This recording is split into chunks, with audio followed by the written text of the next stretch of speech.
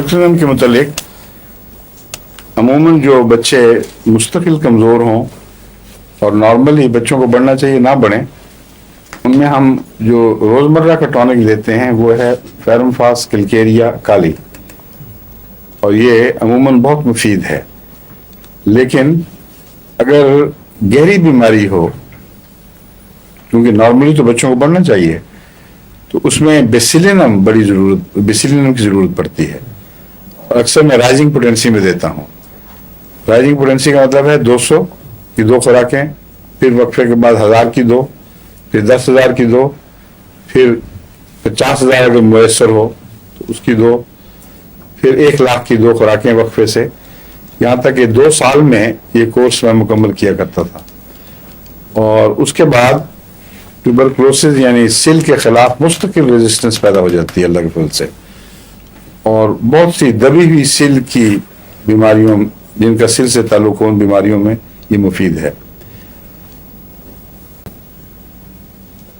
ये जो ulcerative colitis है उसमें मैं अब आजकल तजर्बे कर रहा हूँ इस पर। अल्सरेटिव कोलाइटिस में जो इलामतें थीं वो मुझे दबे हुई सिल की इलामतों से मिलती नजर आ रही थी। तो मैं, एक हमारे रिसर्च स्कॉलर हैं एमडी, जो अल्सरेटिव कोलाइटिस में पीएचडी कर रहे हैं, वो मेरे पास आए कि आपके नुक्ता निगाह से होम्योपैथिकली मुझे बताएं कि क्या चीज़ हो सकती है। उसमें मैंने उनको बताया तो बहुत मुतज्जिब, हैरान हुए। उन्होंने कहा हमारा जो दुनिया का एक चोटी का प्रोफेसर माहिर है इस चीज़ का, प्रोफेसर है इंग्लैंड में, वो मेरा पीएचडी का इंचार्ज है, और वो ये कहता है कि हमने जो रिसर्च की हैं उनमें अजीब बात नज़र आती है कि फेफड़े की कमज़ोरियों का अल्सरेटिव कोलाइटिस से ताल्लुक है, और बैद नहीं कि वो सिली मादा हो जो इसके अंदर हो। तो यही चीज़ होम्योपैथिक स्टडी से मिलती है। एक गहरी बीमारी अगर सप्रेस हो चुकी हो तो जिस तरह वो इजहार करती है अपना, उससे पहचाना जाता है। जिस तरह अंतड़ियों की सिल हो जाए किसी को तो उसका कोई इलाज नहीं है, वो इससे मारूफ होते चले जाते हैं। ये अल्सरेटिव कोलाइटिस में भी अंतड़ियों के बाद हिस्से मारूफ हो जाते हैं। इसमें 2 नाम हैं इसी बीमारी के। एक निचले हिस्से की बड़ी आंत में हो तो उसको गालिबन अल्सरेटिव कोलाइटिस कहते हैं, एक ऊपर की अंतड़ी में हो उसको क्या नाम होता है दूसरा? Crohn's disease. हाँ, क्रोन्स डिजीज। तो ये डॉक्टरों के पास तो है कि वो हिस्सा काट के उसको अलग कर लें, और फिर ये बीमारी फैलती नहीं, फिर खत्म हो जाती है। अगर सारे मारूफ हिस्से को काट के अलग कर दें तो मरीज शफायाब हो जाता है, वरना उसको गहरी हार्मोन्स देनी पड़ती हैं, और उसकी वजह से सारी जिंदगी मोहताजी है। और जो ये बीमारी उसकी झिल्लियों को करोट करती है, उसको रगड़ के, जिस तरह ऊपस के जो सेहतमंद खली हैं उनको इसमें इजाबत में निकालती जाती है, उसमें टुकड़े टुकड़े मिलते हैं, चिथड़े भी मिलते हैं, जिससे छिछड़ों की तरह भी चीज़ें आती हैं। तो असल में वो अंतड़ियों की झिल्लियाँ जो हैं वो कट कट कर वो फुजले में शामिल होती जाती हैं। वो जो नंगी हो जाएं तो फिर वहाँ से ब्लीडिंग शुरू हो जाती है। उस ब्लीडिंग को रोकने का इनके पास कोई इलाज नहीं, सिवाय इसके कि उसको वो ये दें स्टेरॉइड, हार्मोन भी होती है ना जी। हाँ। तो वो मुस्तकिल और फिर फूली हुई बदमजा जिंदगी काफ़ी मुसीबत बन जाती है। उसका अगर और इलाज ना हो तो उसको काट कर दोनों तरफ से बराबर टुकड़ा निकाल दिया और आपस में जोड़ दिया, फिर कहते हैं वो उससे निजात मिल जाती है। लेकिन होम्योपैथी में जो मैं तजुर्बे कर रहा हूँ उसमें मेरा ख्याल है कि राइजिंग पोटेंसी में बेसिलिनम देकर फिर दूसरे इलाज साथ किए जाएं।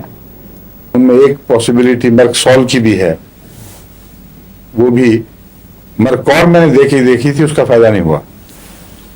मरकौर इसलिए दी थी कि खून अगर ज्यादा जो आ रहा था, मरकरी में अमूमन लिखा जाता है अगर खून ज्यादा हो और नुमाया हो तो उसमें 2 दवाएं हैं जो चोटी की हैं। कौन कौन सी डॉक्टर साहब? खाली खून की पेचिश, एक्वालाइट। हाँ, ये देखो कैसी काबिल डॉक्टर बन रही माशाल्लाह हैं डॉक्टर साहब, यू शुड बी प्राउड है नहीं? Well done. अब माने साल बाद अब साल बाद 15 साल बाद मान होम्योपैथिक शादी को किससे कितने दिन हो गई शादी को? 15 साल। वही 15 तो 15 साल के बाद माने हैं माशाल्लाह। मगर खैर अल्लाह के फजल से अब मान गए, सही, चलो दोनों को एक दूसरे की तारुफ हो गया होम्योपैथी के जरिए, हैं? ठीक है। वो मरकौर में एक बात ऐसी थी जिसकी वजह से उसको फायदा बाजार नहीं देना चाहिए था। मरकौर और एकोनाइट दोनों वायलेंट हैं, अचानक बीमारी पैदा होती है और अचानक शिद्दत इख्तियार करती है।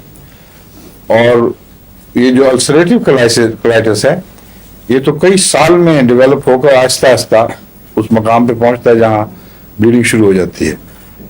उसके लिए मेरा ख्याल है, अभी मैंने तजुर्बा नहीं किया, मगर मेरा ख्याल है कि मर्कसॉल, अगर मरकरी ने काम दिया तो सॉल बेहतर होगा।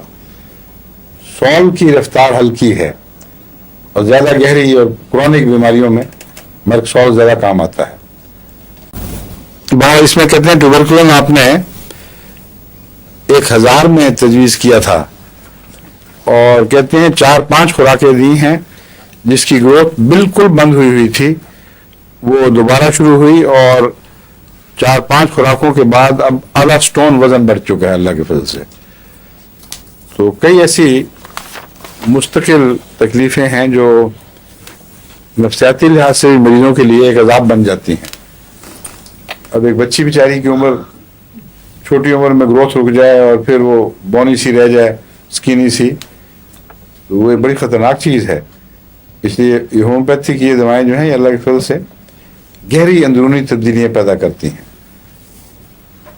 बाज़ फ़ायदे एलोपैथी के भी हैं कि फ़ौरन दवाई खाई आराम आ गया बज़ाहिर, लेकिन क्राइसिस के बाद बाज़ दफ़ा लोग मजबूर हो जाते हैं। मगर होम्योपैथी की अगर मास्टरी हो जाए तो सबसे अच्छा इलाज यही है।